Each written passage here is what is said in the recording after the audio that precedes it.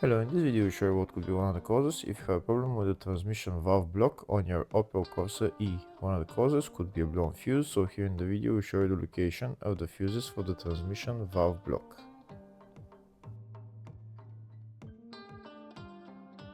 Before I show you the location of the fuses, first I'll show you how to test the fuses, if they're good or bad. I'll show you how to test the fuses using a multimeter and a test light. First I'll show you how to test the fuses with the test light. For this purpose we need to turn the ignition on.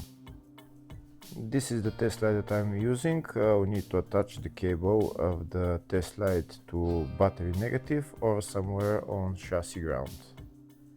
Then we're going to start testing the fuses with the test light. On the fuses there is two pins, you can see them right there before the 30 and after the 30. There's two pins where we touch them with the test light, and if both pins light up, that means the fuse is good. If only one pin lights up, that means the fuse is bad. Sometimes none of the pins light up, that means that there is no power going to that fuse. Next I'll show you how to test the fuses with a multimeter. This is what the fuse looks like. You can see that contact in the middle that is connecting to the two pins.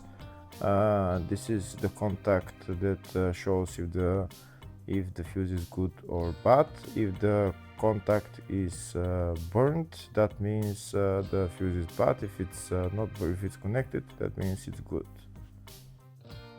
When we test the fuses, we should measure resistance with the multimeter. So when we turn the multimeter on, we should turn it to 20k ohms. When measuring the fuses, the resistance should be very close to zero. We'll start now testing each fuse. First we'll touch both cables together of the multimeter just to see if it measures resistance. You can see there is no resistance in the cables, but it measures 0 ohms. Now we'll start measuring the first fuse, and we'll see what will show. It's showing 0 ohms, so that means this fuse is good. Next to test the second fuse, it's showing 0 ohms, so that means that fuse is good. Now we'll test the third fuse. Third fuse is also showing 0 ohms, so that means that fuse is also good. Next we'll test the fourth fuse, and it doesn't show 0 ohms, it says 0L, which means open circuit. That means that fuse should be bad. Now we'll see what the condition of the fuse is visually. We can see that contact in the middle that's connecting to the two pins is broken, so that's why it's showing open circuit. That means the fuse is bad, so it needs to be replaced.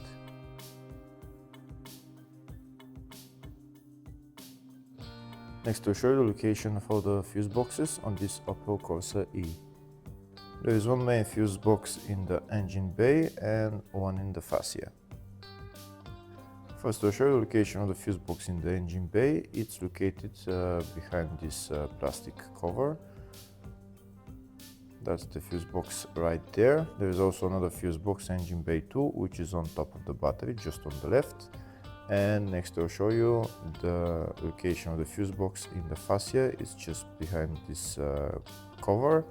We need to pull out this cover, and that's the fuse box in there.